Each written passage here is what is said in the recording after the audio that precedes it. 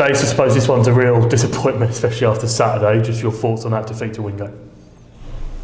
First of all, got to give them credit. They're definitely the best side that we've played here, in my opinion. They moved the ball really well, and the momentum of them beating Dartford away and Brentwood away, you saw that. I thought they moved the ball really well. I thought they attacked in good numbers. Junior and I sensed that something wasn't quite right when we came in from the warm-up. It was a bit off, so we went into the change rooms, which we never do, between coming in from the warm-up and going out, to try and G them up a little bit. But the first time I've really gone at them at half-time, and at the end just said it wasn't acceptable. Individual performances not good enough. We weren't good enough on first connections. We lost pretty much every second ball. We never found the areas that we were looking to exploit them for, even though they were clearly open. We didn't understand the use of our fullbacks, and I guess you could argue maybe that that's on us as staff, or me as the manager first and foremost. But we said to him in the change rooms there, we haven't done anything tonight that we haven't done before. So if you don't understand it, you need to kind of look at yourself in the mirror. But yeah, it's really, really disappointing tonight. I suppose it felt a bit like we were kind of second best at every kind of moment, really, with winning the second balls and even the first was at times. Is that how you viewed it? It was very similar to when we played them earlier on in the season, in terms of you play on the Saturday, you score 4 at home, the place is absolutely bouncing, everybody's buzzing afterwards, you hit an adrenaline rush, and then 3 days later you've somehow got to bring yourself back down and get on with a football game. And we had spells and we played them away where we were a little bit all over the place, and it's only really happened, in my opinion, probably against Whitehawk away.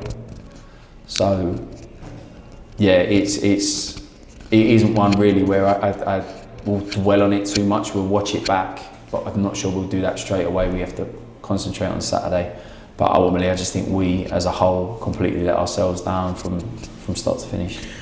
You said you kind of let into lads at half time. What did you say to them at full time in the dressing room after you've obviously clapped the fans? It just, at times you need leaders, and that doesn't necessarily have to be a voice. That can be based on how you perform. I'll never say that we didn't try, or I never say that we quit. But when you're chasing and a team's got energy and they're celebrating every time they make a tackle and every time they make a header, which most teams only really do when they come here, and it's being able to match that energy, because some teams, well, most teams only play here once a year. We have to deal with that every time we're home and away, and we didn't match the energy, we didn't match the aggression, we didn't match the fight, and we lost that from top of the pitch to the back of the pitch. And when that happens, your tactics go out the window. It doesn't matter what shape you play, it doesn't matter what style you play, it doesn't matter what formation you play. You're going to get beaten. Looking ahead then to Saturday, and that game against Burnley, I suppose, in an ideal world, you probably want to play it tomorrow after tonight, wouldn't you? Yes and no. The difficulty you have when you get beat in the manner that you got beat is, you're praying for the next game to come round and play again.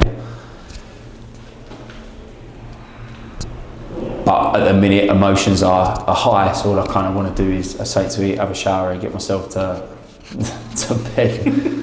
But look, we've got to be better, because honestly, everybody is good in this league and everybody can beat everybody. And I'm not saying that myself or my staff or any of the boys underestimate teams, but if we're not matching levels of what everybody's coming with, you get beat.